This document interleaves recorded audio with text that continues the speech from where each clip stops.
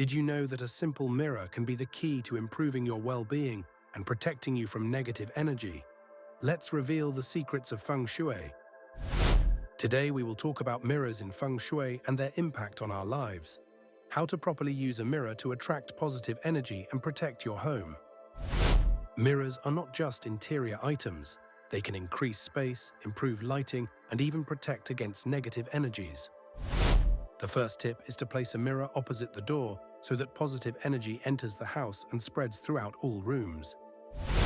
It is important to remember that the mirror should reflect beautiful and meaningful objects that symbolize abundance and harmony.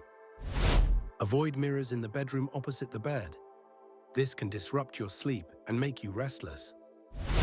But there are ways to get around this ban.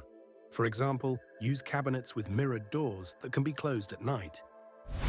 Mirrors can also protect your home from negative energy. To do this, use bagua mirrors on external walls. Mirrors can also protect your home from negative energy. To do this, use bagua mirrors on external walls.